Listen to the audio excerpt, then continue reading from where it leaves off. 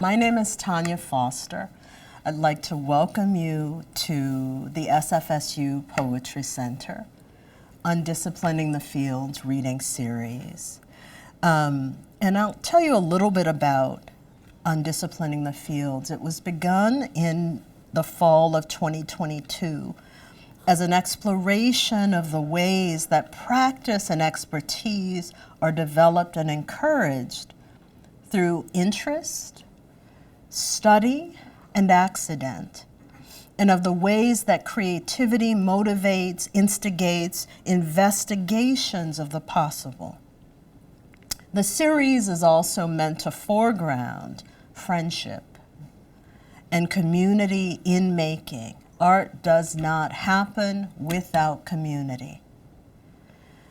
Think of Bell Hooks's warning that we have to beware of the extent to which liberal individualism has actually been an assault on community, when the genuine staff of life is our interdependency, is our capacity to feel both with and for ourselves and other people. And so that series for me has been about, in one ways, having conversations which actually make very clear relationships in which the practice of art, the practice of making is evident, is transparent, and kind of doesn't take the mystery out, but says that nobody makes this journey alone.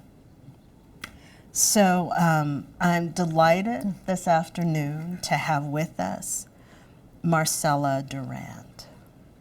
Marcella, and I'm looking because apparently my brain can't remember things for the notes. Marcella is a wonderful poet that I've known since before my brain was fully developed, before the prefrontal cortex was solid, although I'm not sure it's solid now.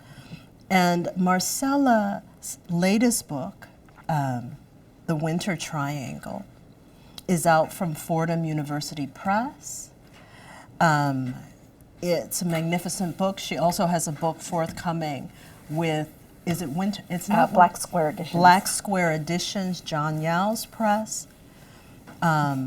It's due, the manuscript is due on Friday, but we're going to ask for an extension till Monday and hope that happens. Marcella will read, and then we'll have a conversation. She's a brilliant poet, an eco-poethicist, a thinker for whom poetry matters in ways that I think startle me at times. But it's also kind of why we're able to be friends. So please welcome Marcella Durand. Thank you. Hug. Well, thank you, Tonya. It's an amazing and magical thing to be invited to read and be here through friendship. And I didn't think about the prefrontal cortex lobe, but I would say that you have probably impressed mine indelibly as well, because we have been collaborating together for a long, long time. We've had many incredible conversations, long, wonderful, rich conversations, and yes, to poetic community and friendship, and thank you all for having me here. So I'm going to read a few poems from A Winter Triangle, which is in 3 sections, so I'm just going to read a couple poems from each section. And the first part was kind of inspired by a show on autonoma I saw at the Metropolitan Museum of Art. So, smile nicely. Water and candle clocks, fountains change their shapes. Automata pour drinks, water pours out of peacocks' mouths. Automata with semi-automatics, 10 face off against the other 10, 10 move fingers up and down with a stick. Automata smile nicely and pour drinks. Bees carry ropes on their backs, ropes covered in pollen. Sacks suspiciously yellow, thieves who stole my flowers. 10 loves every other number divisible by 10. 10 wonders how to fit 3 or 4. 10 desires to be 100, 1,000, or 1,000,000. 10 contains all numbers and reaches for more. Garden filled with automata. Uncanny valleys under the moon move and moving strangely. Water pours from the uncanny moon's mouth. The water clock. The hands are leaves as are lines that lead from center to home, and places of direction are colors, maybe arranged oddly, green shading into purple. Not a strict progression of spectrum, but more undersides of trees at evening, day changing from luminous to tenebrous, diurnal structure that expands and contracts, powered by some glimpse of shade. Uneven stream bed complicates progression, so water makes a sound somewhat like a car hum, which trails to the hush of a spider building a web. The entire machine floats, a museum to silk and scissors suspended on the fabulousness of experience together held in circular returns to 12s and centers. The pick lock's frustration. The lock is a masterpiece, which the maker submitted when applying for membership to a guild. The keyhole was deliberately concealed and can be used only after releasing a panel on the back of the lock by means of a hidden mechanism. Various other movable panels, revolving shields etched with coats of arms and circular apertures in the lock are meant to confound all efforts of the picklock, of whom there's only one and of whom we will never know his or her faces. Even now, the picklock escapes over the sands and snows of the endless spectral and fierce ranges over yon, carrying this very lock in a pocket, not the dupe we look at through glass, mystified as ever. All right, so we're moving into the second section now. Heavenly Wolf Star. On the western Han vase in the museum, the mounted archer represents the bow constellation that keeps the heavenly wolf star under control. The bow constellation points its arrow at the wolf star to prevent the wolf star from leading the cosmos into chaos and strife. But in different times, the wolf star chafes at the eternal vigilance of order. Straight arrow bow maintains rules whether good or bad. Bow continually enforces order and deadens progress or protest. The wolf is drawn with an incredible energy, all purple and speed lines, while bow is almost invisible among its constituent stars.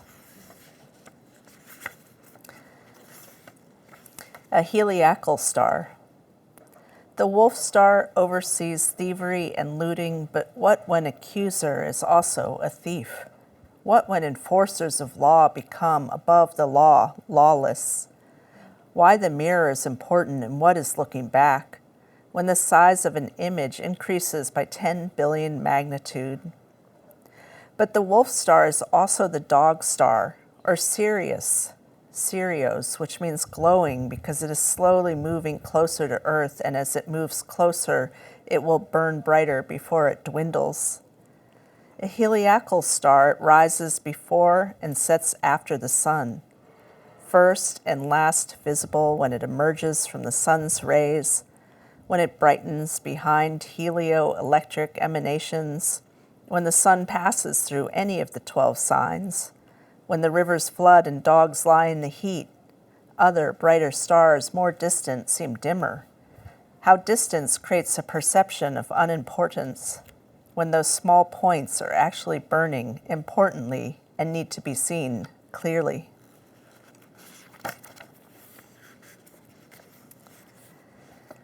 And this is a little mini section called Calligraphic Galleon. The boat is written in dust-like script. The boat plows through the waves, a composition of waves painted from a composition of waves, built of a complexity of elements interacting via numerous laws of physics. A cold way to look at it, drawing from photos. Who would know that she draws from photos? Surfaces reveal their possibilities, pencil on waves from an image, waves similar and never not. Boat built of script, not words, italics were meant to convey a human hand. The reproduction of a hand, a mechanical welcome to the script. The tom-tom sits until the button is pressed. A man sports his top hat and a waxed mustache, he whispers. It would be better to buy the guide to becoming a magician in English, he whispers. Don't tell the boss.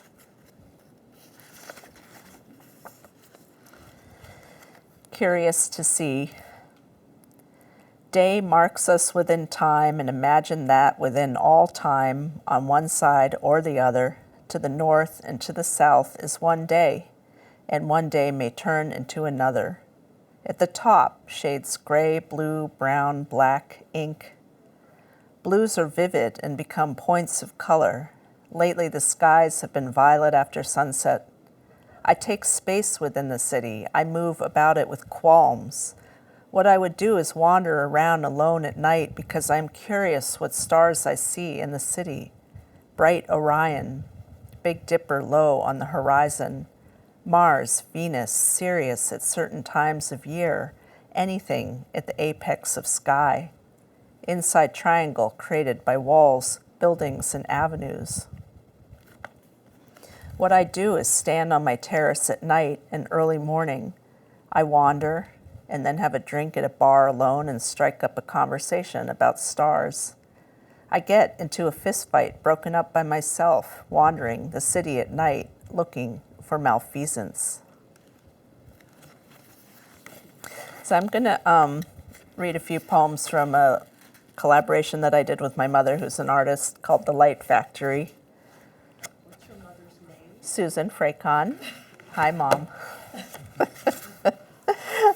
And so she did a painting, and then I would have a poem. We didn't exactly pair them. Instead, we just kind of wanted more of a resonance between our work, and it was interesting. It was the first collaboration we've done together, and so in the way, like having friendship in poetry is then this was an interesting conversation across mother-daughter and artist-poet at the same time. So this is another one. These are watercolors that she did from a series. Well, I kind of created the series. She wasn't calling it a series, called Brushwood Hematites. So, the wren sings in circles. The wren sings in circles for wheel makers, and its song trails through the deep woods. Song may not be perfect circles, but is circular, or at least looping, and how without our hands on a wheel do woods assemble themselves. How does complex randomness come to be beautiful, dangerous, wonderful?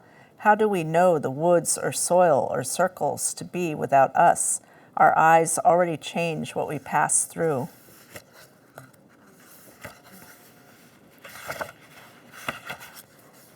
Then this is the piece for the next poem. Where the water collects. Where the water collects, it makes a horizon. There will be the place at which the sun rises, where mind should quiet, except there's not much quiet to the mind or to the water.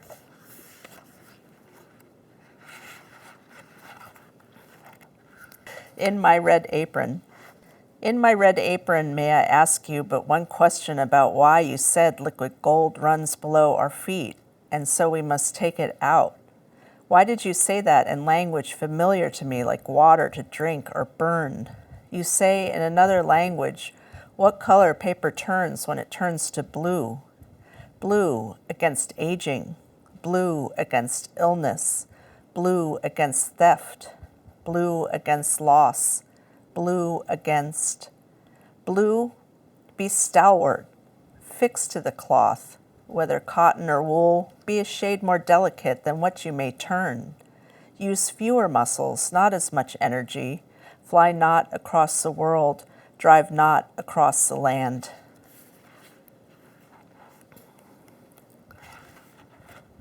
And then the last poem in the piece is called Invitation to the City, and it has that piece.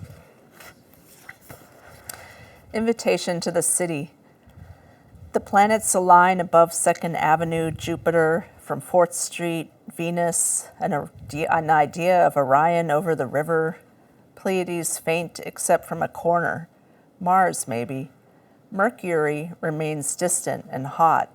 Saturn's invisible rings, all of Pluto invisible, unknown, cast out to meteorites, debris left from cataclysm. All noise and cold and silence or quiet is silence, with slight noises of people walking down lit streets. Moon rises into prismatic ring of future rain right into its blurred disk presentation. Traces of the sun below sequence of stars, planets, its hues fade, dark and darker, a true dark night. Now I invite you to the city, facsimile of forest translated through stone and all else the earth has to hold. Ores and veins deepen toward its core. We cut them all open, sky is roof, ground is floor. But sky appears streaked white or glow orange, and so we paint walls white. Sky might be bright, gray, yellow, and so walls turn gray. Indoors is dark until each window is lit. Because of each light in each window, night is day, then day again to wait for night. And I'm going to read some poems from the new book, which is titled The Temple of Happiness. Versions of Moon. The moon at last after several nights of snow and smaller moons about it. Reflections of moons through panes of glass, overlapping circumferences of light diverted, filtered, and refracted. To and from, toing and froing, going, starting, ending, and still clouds. All the sky crystallizes around the moon, and all windows of the house display some aspect. Who doesn't want sunflowers? Who doesn't want sunflowers? Who doesn't want yellow in their kitchen? Who sees golden walls outside their form? Who doesn't find themselves in golden purple fields? Who doesn't turn to see blues darken? Who doesn't turn to see red begin? Who doesn't draw closer to the fire? Who doesn't look to see figures or form? Who sleeps under trees just to hear green? Which side of the tree and which other side? Why push always toward the sky, into the cities of birds, trying to grab their curve, arrow, city, wing, point? Birds and their shadows. The flicker in the trees, flicker of the trees, calls from the trees. Here it flies and calls, autumn, because flicker, the leaves flicker. The light comes in from the side, it comes in oblique. Light arrives sideways at the leaves which flicker and shelter the flicker. Such a cry, vocal cords peel off, a loud suck, an anguish to be read into, a call, it calls. The flicker is north, it is west, then south, it moves about the woods, upon the wood.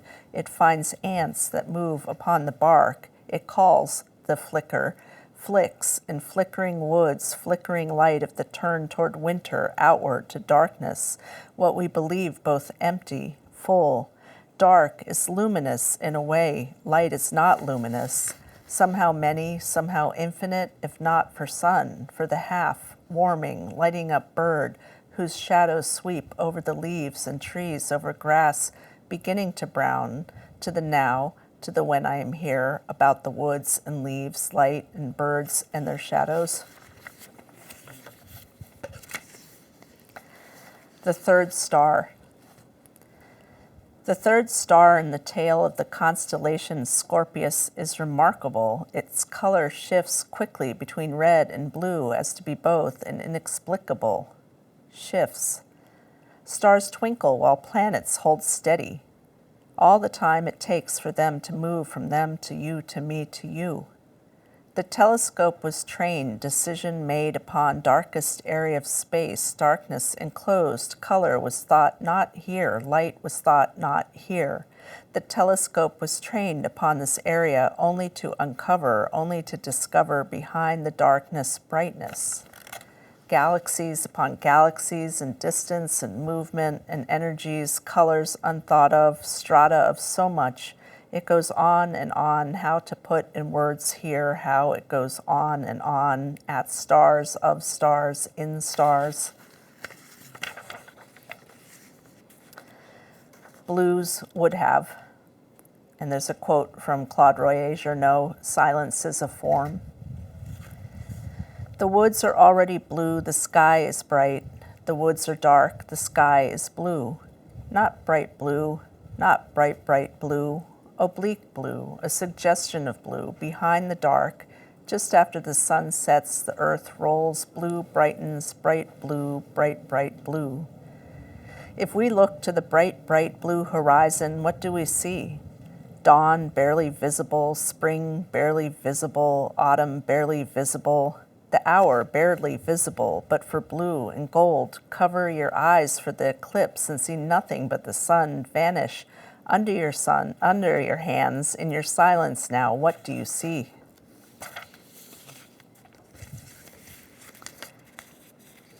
All right, here's my kind of overt climate change argument poem written to an uncle. Jupiter appears first, then Saturn rings almost as bright as planetary body. Mars rises later with the orange moon. It is late August. No, it is September, and the change to cold nights is abrupt.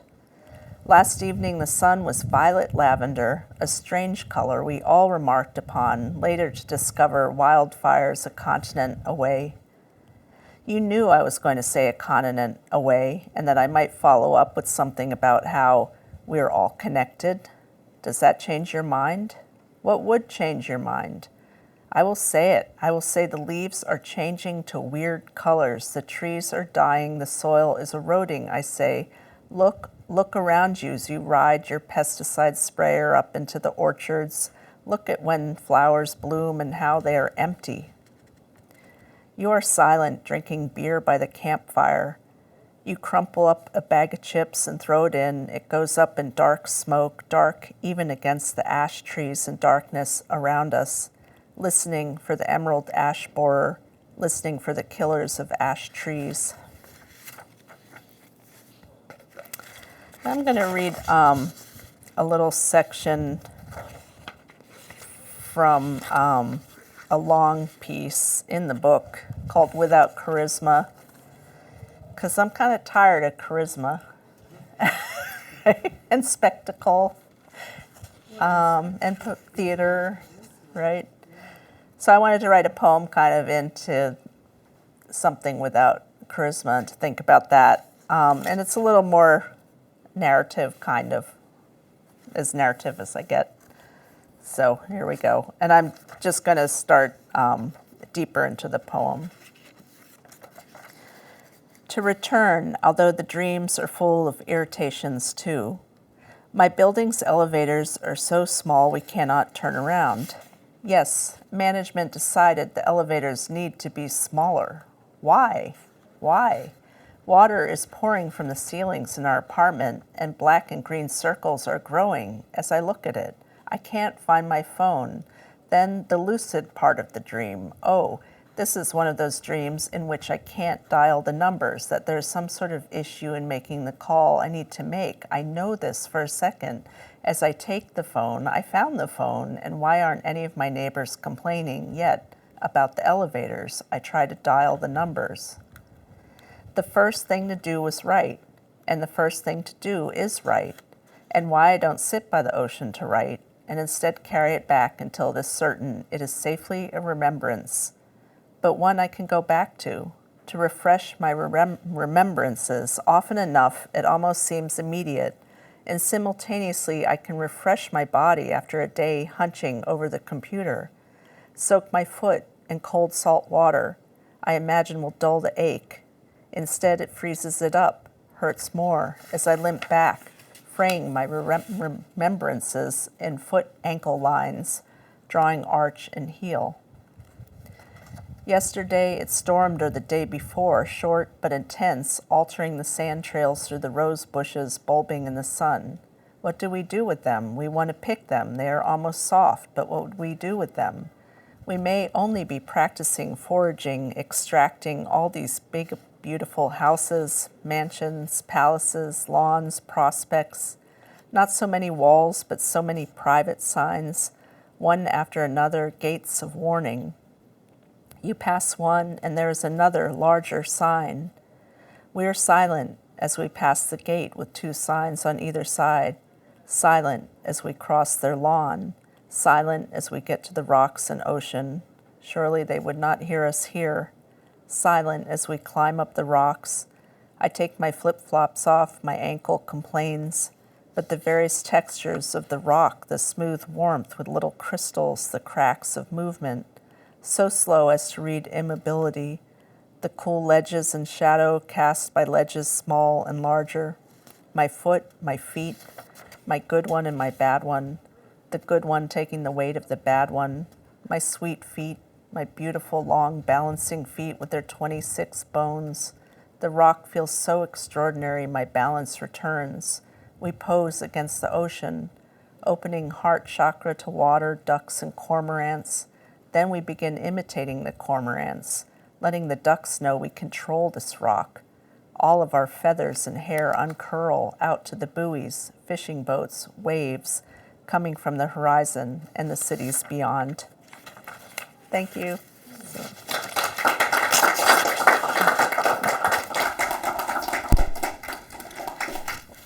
Okay, let's talk. Let's talk. It's beautiful. Oh, thank you. You know, I was thinking the first time, and I'm actually not going to start where I had planned to start, but I'm thinking about the first time you told us the title of this book, The Temple of Happiness. And well, no, I'm not sorry to say. I was like, what? What's up with the Temple of Happiness? And now, sort of certainly listening to you read, particularly this last poem, but also looking at the manuscript, I think, okay, one, where did you get that title? But two, that the temple is various, right? Yeah. And there's the temple that is the body, the temple that is the poem, the temple that is the earth, actually. Right. And that's something, to my mind, there's something that you in particular are able to do, and something you're able to do in, one, writing about aesthetics, but also attending to the world in which you find your body. And that there's also a sense of the contextual. And that's not even a question. Now I'm just kind of rambling. But where'd you get that title? Which I was very skeptical of. I know. I believe it was compared to the Celestine prophecy. Well, let me find the quote. I know it's a weird title, and I'm not even. I mean, I love picking titles, and sometimes they just are the title. But you were also But there's a quote. apologetic. You weren't I just know, like, yeah. you're like, okay, I'm kind of embarrassed. I'm like, girl, I don't know about the temple of happiness. Right. Because it seems so out of my notion Yeah. of who you are. Right. And yet, listening to it, I think it's absolutely right, actually. Yeah. Yeah, I do. I mean, it's funny because I always write like I know everybody who's going to read the book, and I'm like, oh yeah, everybody who sees this title is going to know that I'm being snarky here.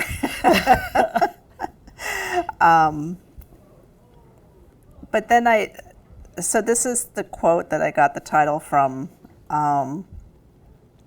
It's from this kind of obscure French architect who wrote before and through the French Revolution, and some say that he actually caused the French Revolution through his architecture. I want to say I caused the revolution through a poem, Yeah. right? Collection of Well, poetry. it has to involve That was it. taxes and unfair taxes. So. Well, poets, unfair taxes. But I visited this unbuilt utopian city that he designed in France. I just had always been intrigued by this half-built.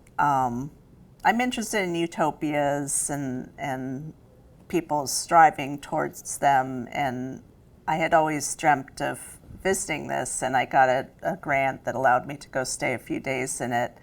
And it was just, he had designed each building, it was around salt works, so each building was supposed to reflect the task of the person in it. So the circles for wheel makers is that the wheel makers who worked in this, it actually was a circular building. And I just love that idea, the circles for wheel makers, that the wheel makers would understand how their space was centered around them. So I bought this giant book that he wrote, and I just started opening pages at random and translating pieces from it and making them into poems. And this was one of the pages, the translation.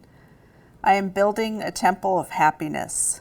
In my blind enthusiasm, I piled up stones one upon the other, and through them I wanted to create a monument worthy of the grand idea upon which my imagination feasted. And there's just was something about the whole creative process in there, that you want to build a temple of happiness and you're piling rocks, and there was this kind of solidity and frustration and gesturing towards this. So he's late 18th century? Is this happening? Yeah, it's a fascinating history. What's And his name again? sorry, it was Claude Nicolas Ledoux, and the book is The Architecture. What's also fascinating about it is he's building a temple, so that kind of reaching towards the divine, and yet there's also the gathering of the stones. Right. So the very kind of earthly material, the Right. labor of it, but that idea of, and it doesn't say utopia, it's the temple, Yeah, right? yeah. That is pointing in the other direction. Yeah. No, it's interesting because the work also moves between. I mean, much of your work does that. You know, the sense of the material pleasures, also the pleasures of language, and also what is the other thing we can get to. I mean, I wondered about your use of questions in the work, and why that rhetorical device? Right. Where does that lead us in thinking, or does it lead us in thinking anywhere? Well, I would hope that questions connect to the reader and open it up, that it kind of gets the reader interested for a minute. And then I would hope that they realize that I'm not really going to provide an answer. I'm actually asking the question of the reader. And that the questions And then about the reader thinking. will think about maybe the answer. So, Nice. yeah. You know, it's funny. I thought about that poem you said as an argument for your uncle. And what I also wondered is, do you imagine your uncle would ever hear that poem? Maybe. I mean, my maternal family are apple growers in rural Pennsylvania, and one of them is MAGA, and he's my godfather, so it was very kind of painful for me to see this person turn toward that. But he was never very environmental, and I'm kind of fascinated by how orchards and agriculture are, what kind of environmental spaces are there. Like, my kind of brand of environmentalism, I'm interested in the pragmatic applications of it too, that how can you farm and be an environmentalist? What is your relation to the things that you're growing? You know, how do you encourage natives? And my family has a mix of concerns with that, like they're good and they're bad with that. But the potato chip bag was, I kind of blended two uncles. So one uncle taught agriculture at Rutgers and was very much into like pesticide applications. So he was actually like less environmental than the other. And he's the one who threw the plastic potato chip bag in the fire, and we were all like, you know, oh, toxic plastic smoke, you know, like how could you do that? So my books lay around the farmhouse. There's a farmhouse. My aunt gets my books. They lay around. I don't know. They could open them and read them. I have no idea what they think other than beyond that I'm devil's spawn. They're also very religious. The devil spawn. I know that categorization. Yes, yes. So now I'm going to take us back, Okay. right? And I asked that question about what was the first class. I was trying to think of what was the first class, poetry class, but what was the turn for you towards poetry? Because both of your parents are visual artists, right? I mean, they read poetry, so I did have poetry around the house, and I did write poems occasionally, but I didn't see any way into that as a full vocation. So it really was college where I think I was able to envision that Got it. as I'm not going to say career, but vocation being. So I was exposed to it. I mean, my father gave me Rimbaud's Vowels, which is probably a huge gateway poem for so many people, and that it definitely was one of several gateways for me. Right. You know, that poem, I guess, is almost like a proto-language poem and deconstructing the elements that go into the alphabet and anthropomorphizing them into amazing beings, right? A, E, I, O, U, and violet beam from your eyes, omega. It's an incredible poem. So you can recite that poem. Pretty much, yes, yes, yeah. Well, this is interesting. So I am going to ask you to tell the John Ashbery story. Okay. And your sort of being exposed to Ashbery, despite we were students in Peter Cooley's workshop. Peter Cooley is a wonderful poet, New Orleans poet. His daughter Nicole Cooley, also a New Orleans poet who teaches at Queens College in New York. But so how do you get from, and our classes with Peter were pretty like, okay, here's Ellen Bryant Voigt, here's, you know, I forgot about her. Love Ellen Bryant Voigt. So, you know, a certain kind of poetry. And so how do you get from, although your dad has given you Rimbaud, so he has kind of prepped the way. Yes. And so, your story. Yeah, I was probably primed for Ashbery because, like, the only poetry that I felt like I was really connecting to in a deep way was French. I mean, my dad gave me Apollinaire. He gave me a book of Apollinaire, and so I was reading French poetry. Right. So, like, my getting into poetry was two-part. Was I think Peter Cooley showed me it could be possible to be a poet and to be really devoted to being a poet. But then I was very unsatisfied aesthetically. And so the story with John Ashbery was I kept begging Peter Cooley, like, do you have anything more experimental? And he goes, well, go read Linda Gregg. She's very experimental. And I was like, I don't, like, I can't deal with Linda Gregg. Sorry, Linda Gregg. Whatever. We like Linda Gregg. You like Linda Gregg, yeah. Yeah. Yeah, so I was like just searching, and then I was taking a seminar on William Stafford, Philip Adrienne Levine, Rich. and Adrienne Rich. And Adrienne Rich was the only one I was connecting to at the time because her form was more innovative. She was adding more space to the poems, diving into the wreck. I was so interested in how time was repeating itself through the narrative and diving into the wreck. And in a way, those poems are still kind of influential on me just in terms of structure. So she was reading downtown, and I told Peter Cooley, I said, I'm going to go see Adrienne Rich. She's reading with some guy named John Ashbery. I don't know who that is. And he was like, no, you should not go. He's terrible. You should not go hear him read. He's just an awful poet. I don't think you should go.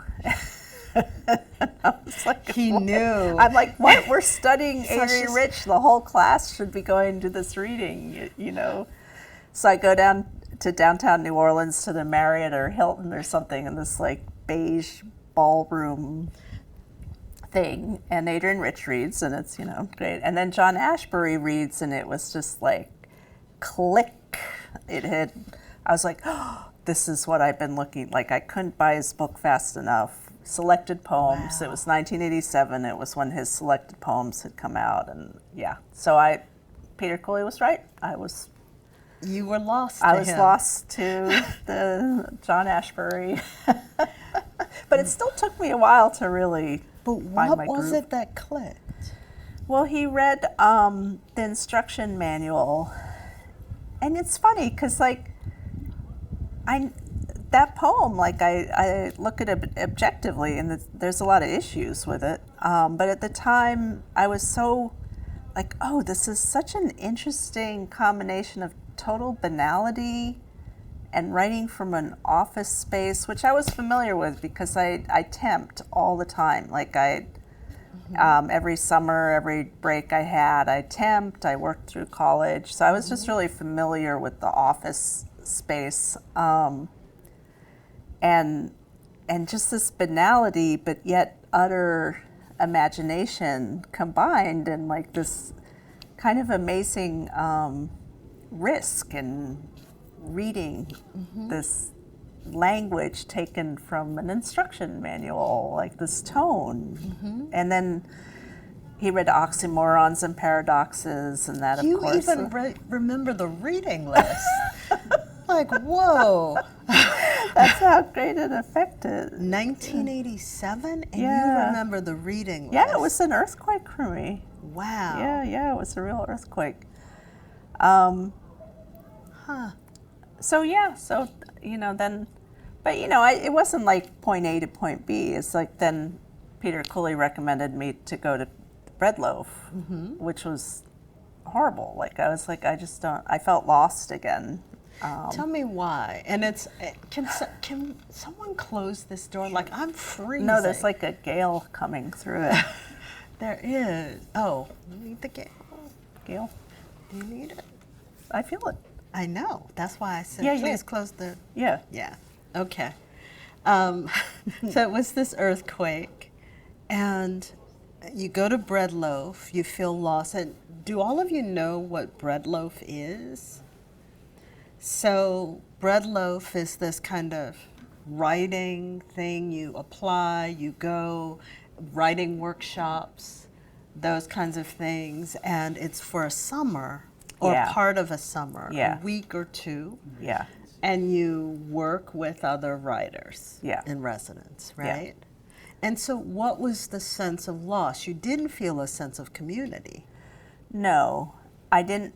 I didn't connect to any of the writing that was there. It was Marvin Bell, and they were all very nice, but it just was like not what I needed. And I had very carefully saved $1,000 all through college, and then I spent it on Bread Loaf, so I was flat broke after that. And I just knew it was not the writing I wanted to, and so long story short, then for a couple years I worked various jobs, I traveled, and then I ended up trying to live in Paris for a while, and I was living with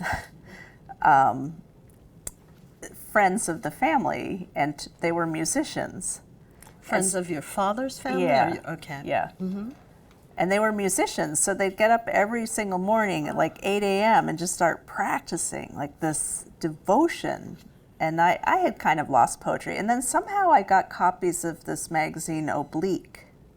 And so I'm like, so the next poet, I just open it up, and there's this poet, Rosemary Waldrop.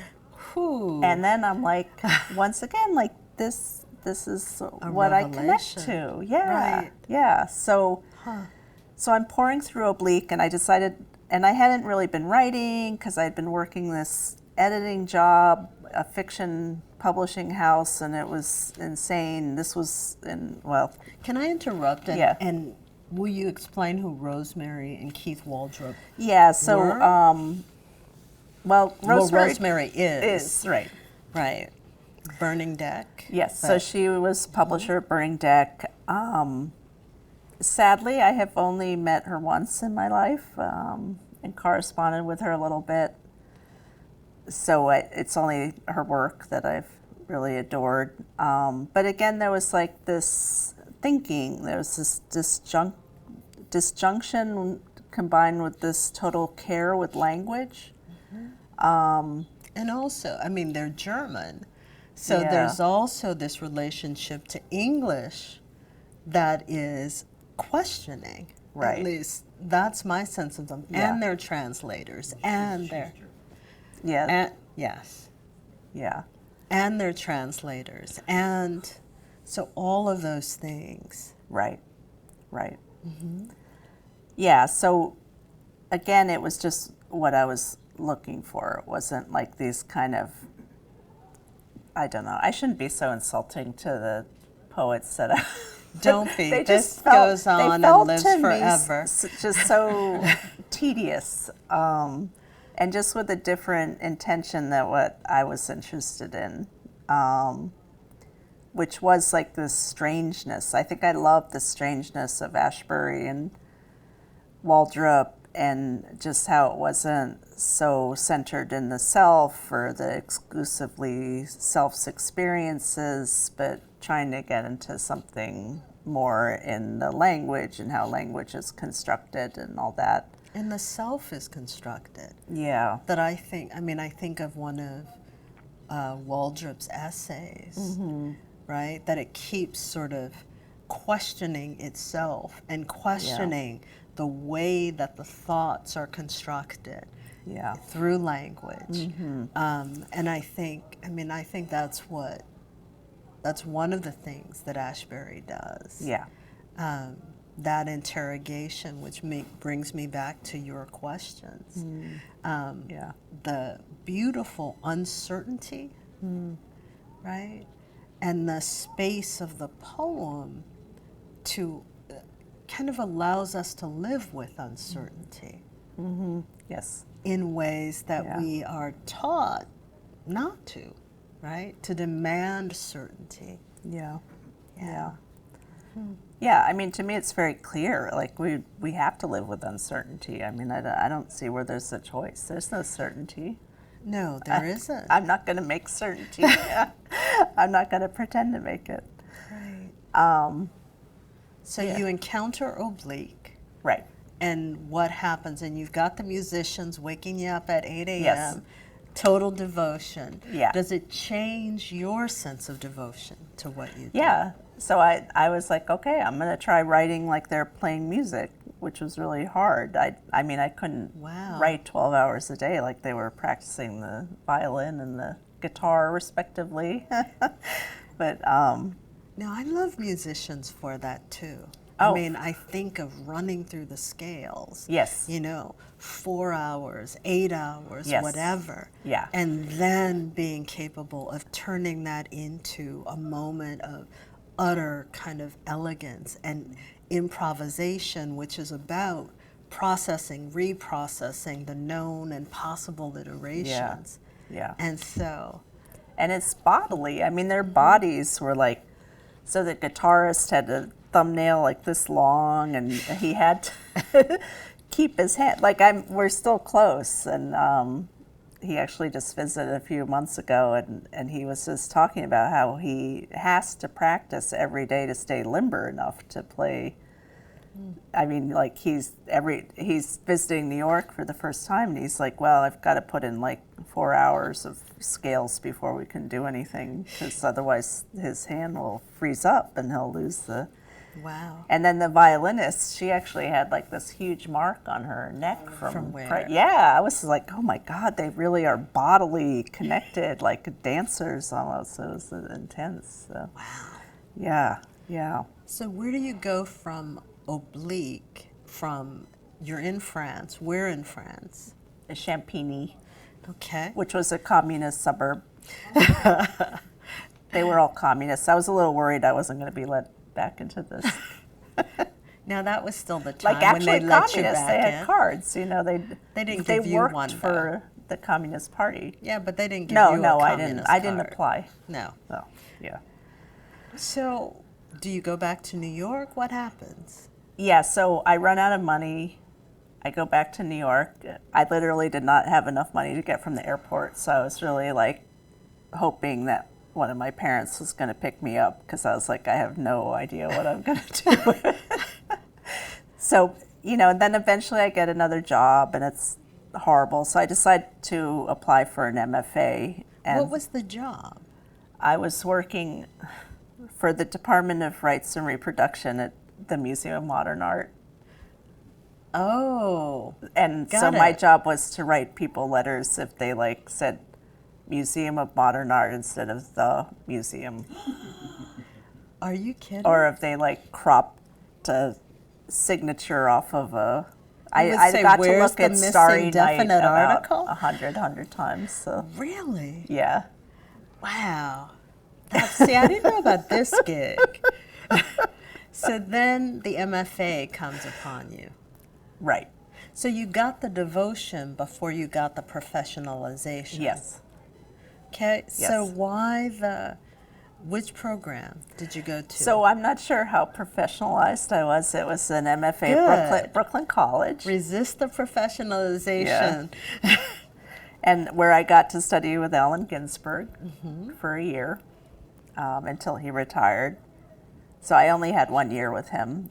So yeah, I did not feel professionalized in that program. It was a great program, but I also feel definitely, like everybody kept saying, you're a language poet, you're a language poet. And I'm like, I don't know what you're talking about. Like, what are you talking about me being a language poet? And then I started meeting some of the language poets, and I was like, no, I'm not quite a language poet. You know, I didn't know. Right. Like, I didn't get the same education that people who went to Buffalo and Brown Right. did. I didn't get it through my head that I could write to Rosemary and Keith Waldrop and get to know them. Like, somehow there were still people who felt remote. Yeah, remote is the perfect Right. word.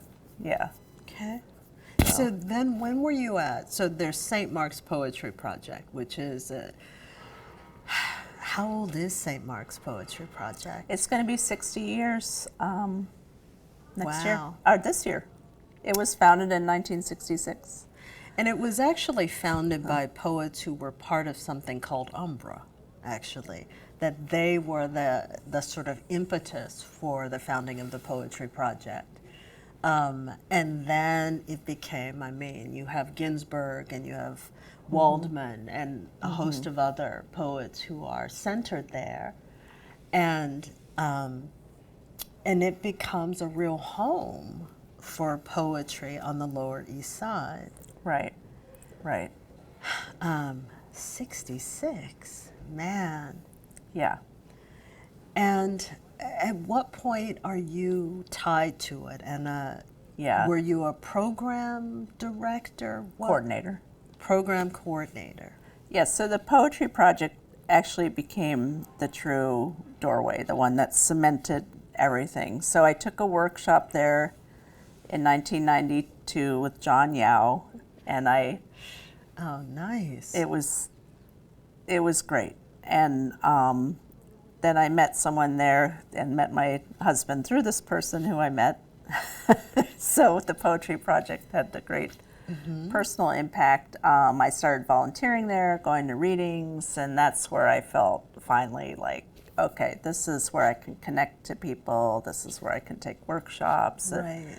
Yeah, it was amazing. And, you know, I don't know why I didn't go into academia. I just had already gotten experience editing and writing freelance and writing articles and doing all that. And Brooklyn College didn't quite have a pathway into academia either. Like I wasn't encouraged to continue. I did bring up with one teacher once getting a PhD, and they were not encouraging Which about. teacher? It was Renaissance Studies, and I mean, now I look back on it and I realize that I was experiencing a big moment of sexism because he was like, "Oh no, you shouldn't get a PhD. Go get married, have some children." Right, exactly. It was kind of like that. So, but it ended up that then I got hired at the Poetry Project eventually, and worked there for a few years, and met so many poets. And Yeah. so, I mean, you and you gave came, me. you I came moved to the New Poetry York. Project. Well, Yeah. See, I because of remember you, our though. class, but I don't quite remember how we connected in New York again. You know, it's funny. I don't remember either. I Yeah. mean, I moved there from Houston. I followed a tall boy to New York, but I only followed the tall boy because I always knew I would live in New York. And I'm not sure how we reconnected in New York. I do know that you gave me my first reading at the Poetry Project. And you kept inviting me to the Poetry Project. And I'm like, I don't know, these people kind of weird. and so you'd say, true. It is true. Yes, there were a lot of very weird people there. But you kept asking me, like, Tonya, what are you writing? Like, I don't know. I'm writing in the margins, and I would go to all of these different venues. I'd go to the Poetry Project, go to 92nd Street Y, go to Shakespeare and Company, go to the Oh, right. bookstores I on the forgot about Upper them. West Side where they were having amazing readings, right? And so I was like, okay, let's peep this out. And I could go sit in the back of the room and just take stock. And it was interesting to me how in New York there were so many different, I almost think of them as poetry clubs. Yeah. And go to the New Eurekan, Right. Yeah. right? Gathering of the Tribes. Gathering. I never went to Gathering you of didn't? the Tribes. Oh, that was something else. Yeah? Yeah. Steve Cannon, what was that like? I mean, Steve would sit in the back of readings and heckle people. But I don't know that he did that at Gathering of Tribes, but he did that at the Bowery Poetry Club and other places. Yeah, I mean, I first met Steve Cannon. Again, I was writing freelance articles, and at the time there were all these weekly newspapers that There was that too. covered the arts, and I would get a lot of assignments through that. So one of the assignments was to interview Steve Cannon. How'd that go? Well, it was very interesting. I probably didn't have all the background or information that would have made for a great interview, and I can't find the interview. Like, I keep clips of everything I've written, but I haven't found that clip yet. But I just remember, this is terrible, but he smoked like a chimney, and he had this cigarette, there's like this ash, this growing, and then he finally is reaching out, and he stubs it out on the telephone.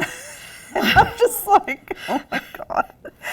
But yeah, so I actually lived a block from Gathering of the Tribes, so we would go to some of the parties sometimes. And I don't know, it was like the Lower East Side, Alphabet City. It was a lot of It was amazing. interesting the people, Yes. Interesting people sort of doing interesting things, or you're not quite sure what they're doing. Yeah. I mean, I'd never went to Gathering of Tribes, but I was at the Bowery. I was at so many places downtown. Yeah. I also hung out with filmmakers. Oh. Like they could, yeah. experimental filmmakers. So I was like, they threw some great parties. I was like, damn, the painters. And yes. But, so I'm thinking about, Steve Cannon, by the way, was from New Orleans. Was a New Orleanian. And poet and fiction writer. Yeah. And he was a part of something called Umbra.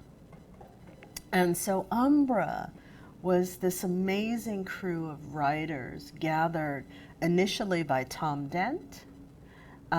You have, Steve Cannon is a part of it. You have David Henderson, Ishmael Reed, Lorenzo Thomas, Calvin Hurton. Norman Pritchard? But not really, right? No, not really. Sort of aside. And you have a really amazing list of writers, group of writers, who are also very different from each other.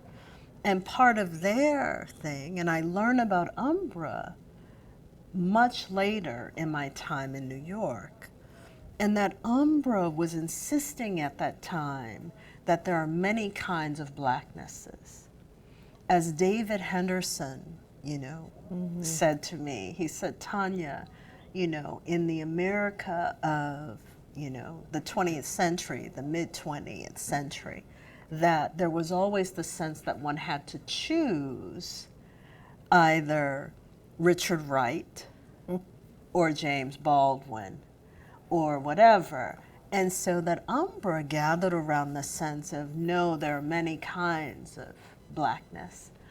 And so one might be invited to read and the whole crew would show up. And so that New York was a space where that was possible. And that sense that, these guys met every week for 18 months, right? But their reach and their influence is enormous on sort of American letters. Yeah. But it could only have happened, Tom Dent is also from New Orleans. And it could only have happened in New York, right? David Henderson is a New Yorker, Lorenzo Thomas from Panama and New York, Ishmael Reed, upstate New York, and then is over here. And so once they disperse, they actually disperse but continue this work of sort of gathering different cohorts, diasporas of writers. So I feel like New York, certainly New York for me, you were the person who kept saying, come on, Tonya, come read, come to this reading, come to this. I'm like, I don't know, I'll get these people, Marcella. But no, it was really something. And I think about what that also meant for my figuring out my place as a writer. Yeah. Because I would not call myself an experimental writer. And yet somehow that's the space in which I have been oddly welcomed. Why would you not call yourself an Experimental writer? Yeah.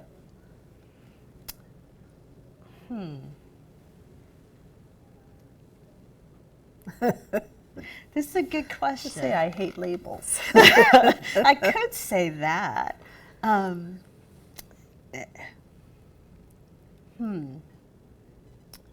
It may be my notion of, like I asked you if you thought your uncle would ever read the poem, right? And I think of who it is I imagine I'm talking with. And I think that I have a notion of what's possible when I imagine who it is I'm talking with.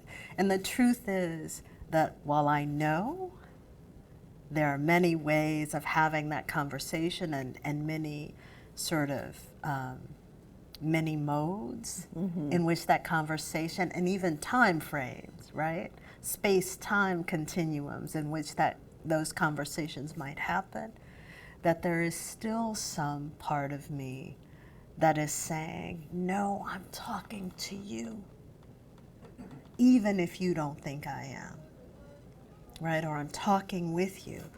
And so maybe that's the hesitation. I do know that, like you, it's those people who recognize language as material that is both malleable, that is suspect, and exciting, right? And that it's the space of uncertainty that makes me think this, it's weird, this is alive, right? So I'm alive to that. Yeah. Maybe it's the experimental label to the extent that it at times seems elitist, right? Yeah. And so I feel like I'm still sorting through that. Right. Yeah, I mean, like I would be called a language poet, but I knew I was not a language poet because I was still an activist. Like, I was an ecological activist since I was 16, and my first job was actually with NYPIRG when I would go knocking door to door when I was 16 without a water bottle or cell phone. Or you just go, and Back then in 5 the day. hours later you'd be picked up. So I had this kind of direction that I often wanted to take my poetry and for it to have an effect too.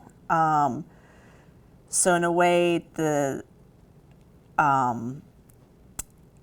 not so much in New York school, like by the time I came in, I guess they were on like their 4th or 5th generation or something, but something about the political intentions of like Anne Waldman and Bernadette Mayer, that they had a political energy that I was drawn to as well. Like it kind of gave me drive in a way. Right. But at the same time, it was like I didn't want to write didactic poems with direct effects. Rather, I wanted to still retain that, stay in that space of uncertainty. Right. Too. So, and that's all awkward, but I agree with you about the experimental. Like, I feel it in the literal sense of the word, I am deeply experimental. I mean, I love trying things out, seeing what happens, all this. But at the same time, I don't fit into the initial language poetry model. It took me a long time to connect to any of the language poets.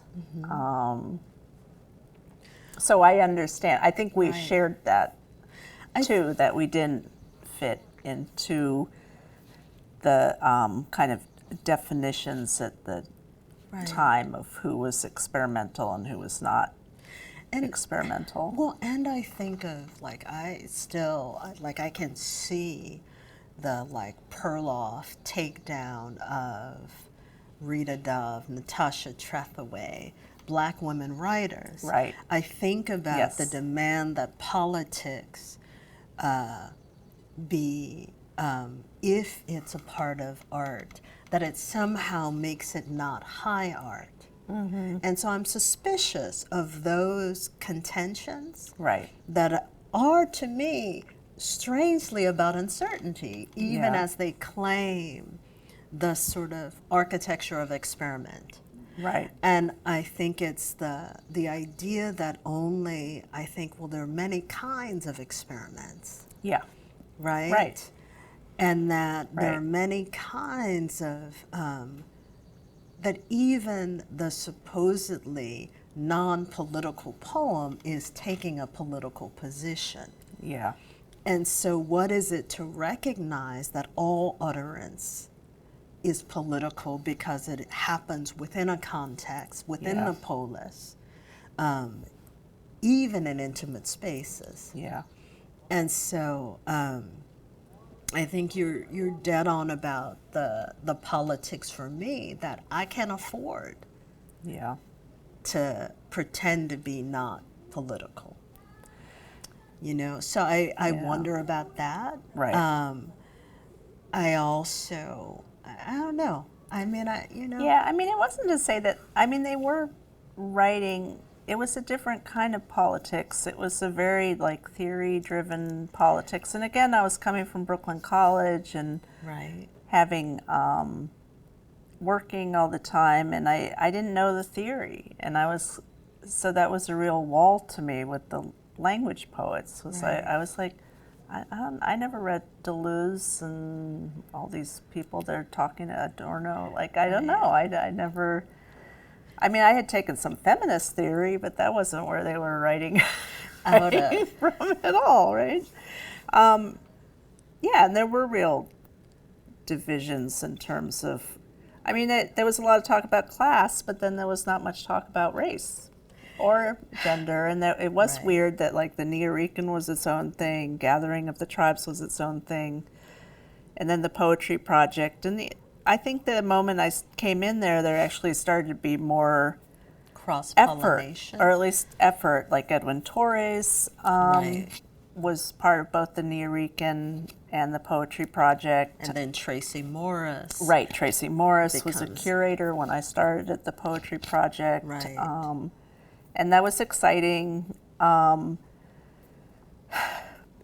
I kind of feel badly about the Nuyorican now because I came in when it was all poetry slam, which I just found the most deadening, horrible thing. Really? Yeah, and now when I read histories of the Nuyorican, it just is so exciting to read about, like, Pedro Pietri walking Right. through the Lower East Side, reading a poem as he's walking that's so deeply organic to the Lower East Side, and I had just missed that. Like, I just missed that incredible poetry performance coming from a deep engagement with this neighborhood.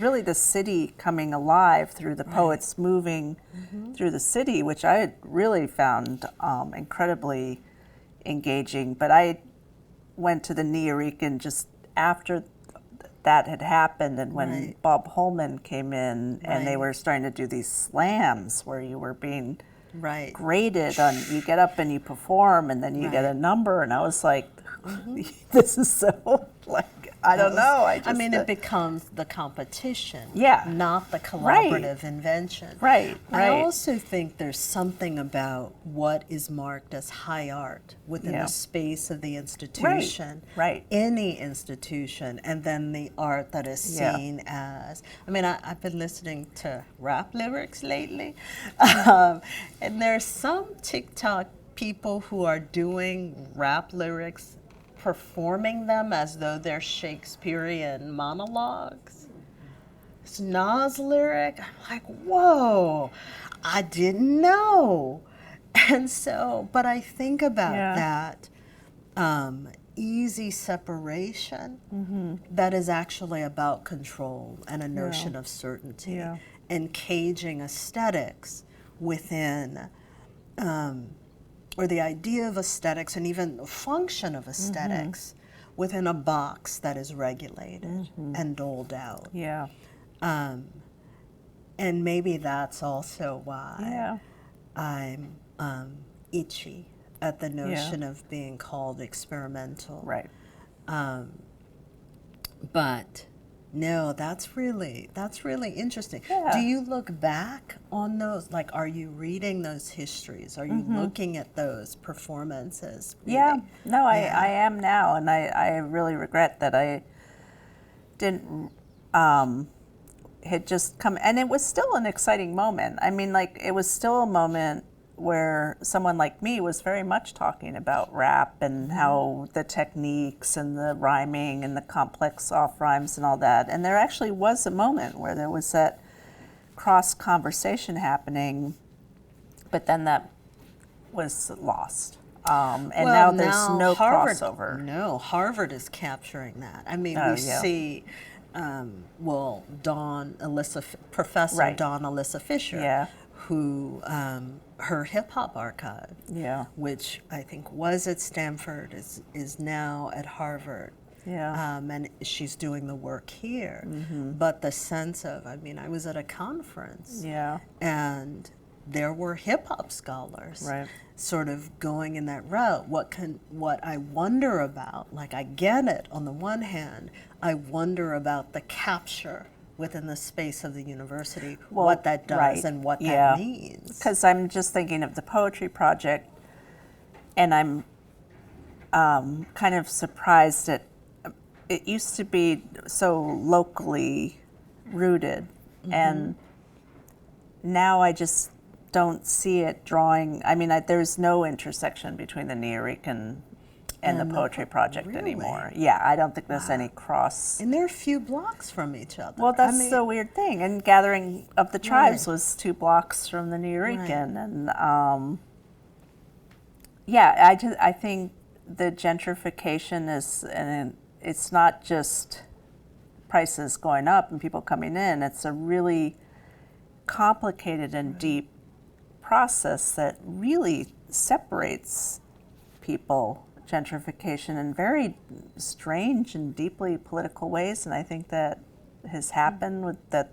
The poetry project is a little bit of an island in this totally changed area. I mean, there's no longer even a bookstore, like St. Mark's Books, Oh, and God, that's right. yeah, I loved that bookstore. right, and they're just not.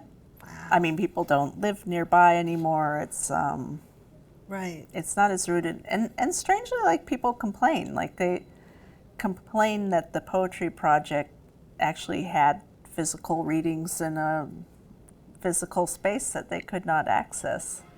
Wow. And so they stopped publishing the calendar because people said it made them feel bad to see these Are you readings kidding? happening in a space that they couldn't be.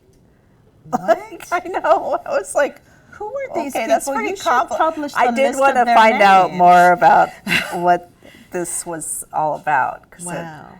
I don't know, I don't know if it was like garbled through, but yeah, just I heard that. I was like, why'd you stop publishing the calendar? Now I never know. And they're like, well, people said it made them feel bad because they couldn't my actually gosh. go to the. I was like, okay. That's a version of the trigger warning. Right. No, it's funny. The thing about, and this is a thing, like, I realized at some point theory was also material. The Yeah. language of theory is also material. And that the thing for me is that I don't buy the theory wholesale. But it took getting past the way that the language of theory is meant to be gatekeeping. And so I always go back to Baraka's. You change the word yeah from simple response to stern challenge by moving the tongue slightly. Wow, that's amazing. Right? Yeah.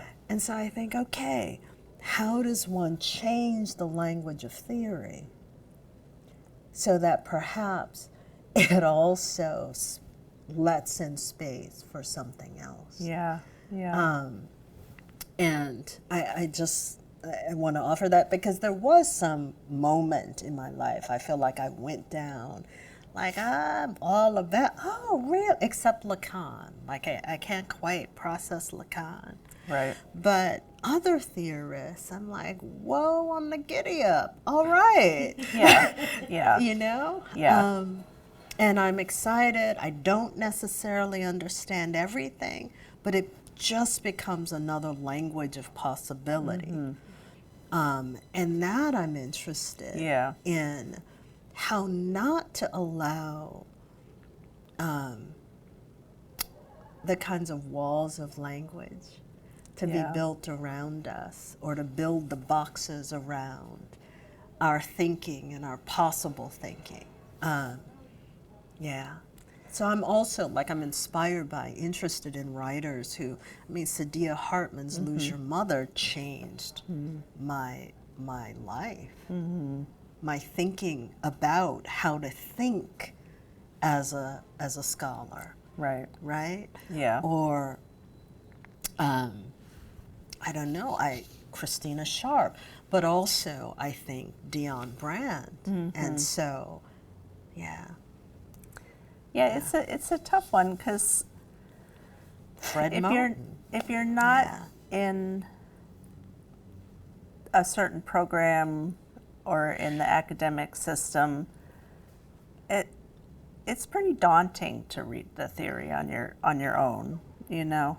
And Fred then said to me, we're at some dinner party where the eggheads were around and they were all wanting to talk to him, and I was being dismissed, and we're talking about some fancy they needed some Kant. feminist literary theory. No, and Yeah. I said, I don't know, Fred, I'm scared. He said, don't go in there by yourself.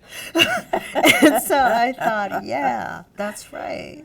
Yeah. You know, you don't go into those spaces by yourself, or you Right. don't go into those Yes. texts, That's a great way to put it. which are set up as the sort of canonical tower, right? Right.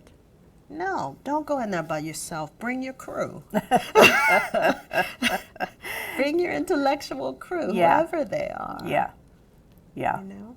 Absolutely. You're no, my I think crew. You're part of well, my maybe hype we should crew, have girl. a theory catch-up discussion Sort group. of. Yeah. Yeah. Yeah, I mean, I do feel like, you know, I could go to the library and check out the books, but I had other things I wanted to read, and That's then, it. you know, I just had a little bit of doubt about how the theory translated into actual poetry creation. I wasn't sure about that, and I wasn't seeing how that quite worked. I think that's legit, because we also yeah. have to question, I mean, so much of it was French Yeah, theory. And so right. how was that being translated into English, and at what moment is it being translated into English? Yeah. But that's suspect too. Yeah. Right? It comes into the space of the academy just as certain groups of people are entering those spaces. And so you set up another system of requirements Yeah. to gate. That's my theory. I probably shouldn't be espousing this. I should just be writing it down. But Yeah. yeah. Yeah. Yeah. See, and I think, like, I feel like you are one of the people, we're theorizing all the time, Yeah. actually. Right. And that it's out of those conversations with you that I could arrive at ecopoetics as a term and as an idea. Right. That's where it happens. Yeah, so that's the thing. It's like I do really enjoy reading poets like Joan Retallack. That's an amazing book. Like, and I Yeah. can read that on my own and discuss with other people. So there's something different about poets writing about the. And now I'm reading Michael Palmer's collection of essays, and that's fascinating. You know, and plus they write it beautifully. Like, I'm kind of like. If you're going to read writing about writing and thinking, it should be well written. poet. Yeah.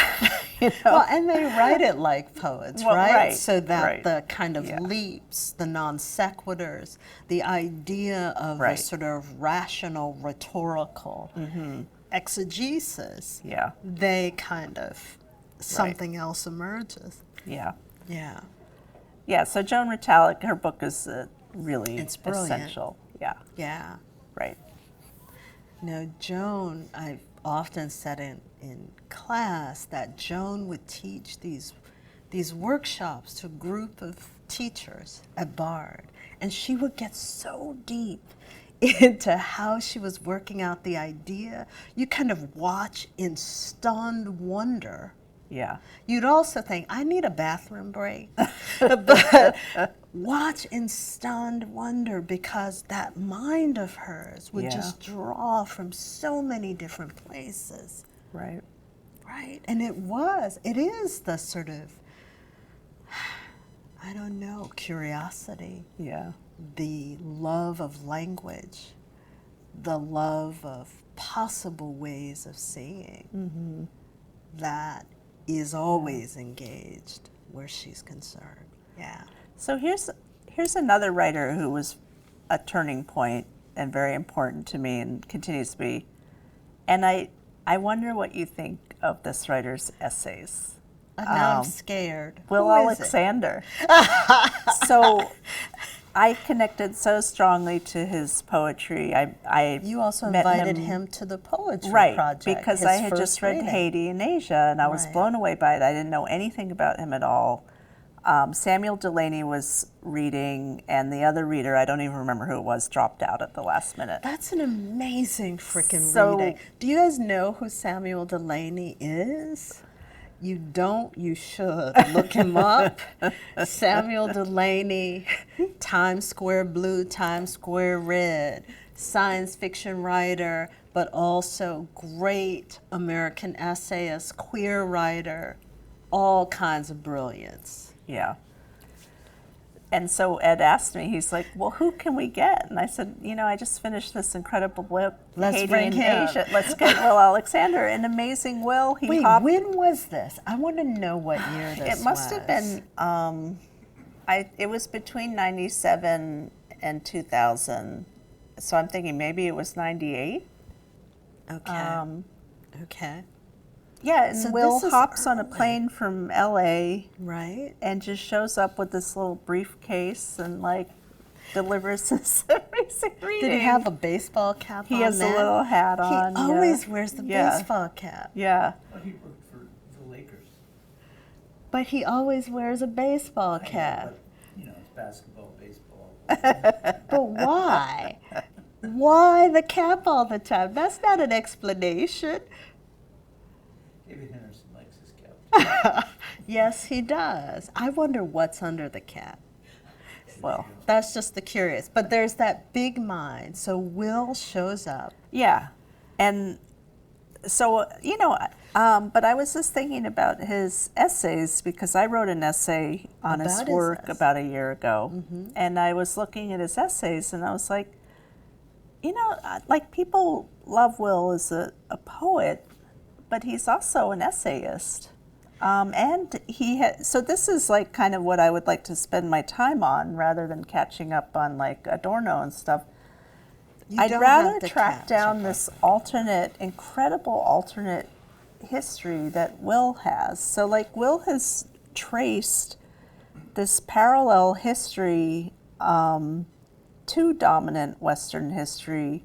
That's amazing. He has done so much research into Spain and the 9th century and the thinkers, and just people who you have been completely obscured. And it's this parallel alternate history of Hermetic, creative, spiritual thinkers. And See, I don't know his essays.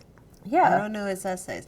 Now you're going to give me more summer but reading. so much he writes out of a system, out of an entire groundwork of what he has assembled through meetings of Hermetic societies in LA and doing this incredible research. His mode of research is just amazing because How does he find these societies, or how does he connect with these he's an folks? LA native, so these are old Right. friends. He has these all-night talks with. When you talk to him about this, Right. it's incredible, but it's a whole system of knowledge that you are not going to find in what we And read. so is it shared orally? How does he access this knowledge? You say, Will stay up all night and talk and then be up first thing in the morning. Well, that I writing. don't know. He's yeah. no, Maybe. Once upon a time I was hosting writers at my house. He was one of the writers I hosted, and I remember thinking, I gotta go to sleep. And I left him up, got up the next morning, and he was up writing. Yeah. And I thought, Yeah. I can't do this. Yeah. But he's like your musician people. Right. But I'm wondering, you say he's tracked this. Are these workshops? Are these classes? What are they? I wish I knew. There's publications, so he puts them together, the publications. So it's research. I mean, again, I would have to get my notes and, well, so the essay I wrote on was on a specific passage. I think I probably poem. haven't. He has a book called Refractive Africa, and the section is called The Congo. And just delving into the historical background of this part, it's just stunning. I mean, even internet searches on like the assassination of Lumumba, what the U.S. State Department page still says as opposed to the research that Will has in this poem. And when you just look up his references in this poem, it's a complete parallel history to even what's on the State Department website. Like it's so. So there are publications specifically on the assassination of Lumumba and the various things the State Department has what the projects they've undertaken in Africa. But then he actually refracts this back through like African history back to pre-European, pre-colonial times. And, you know, there's not so much printed about that, but he cites it all. And he's not looking at Sheikh Anta or... I think that... that's one of his sources. Yes. I mean, and so there are a host of... but I'm wondering about these societies you're talking about. I know. I'm curious about them, too, and I always mean to ask them when I see them. Or next time I go to LA, like, can you take me to one of these meetings? I'd love to. They sound so intriguing, you know? Like, I just like... Ooh, because I can think what an amazing way to learn the sort of sources in LA for reading, but I'm curious about these hermetic societies. You know, so we are past time. We're gonna go eat and talk. Really, I know. I think you probably picked up my stomach growling a little bit. No, I did not. Okay, good. Thank you so much. Thank you. It's always beautiful to think. We need with an you all-night. to talk to you. Well, we can do that. Yeah. Wherever we go to eat. We can do that wherever we go. Thank you so much for coming. The 72-plus-year-old Poetry Center needs your support. Donate. Come out and see us. Next events are in the fall. Peace out.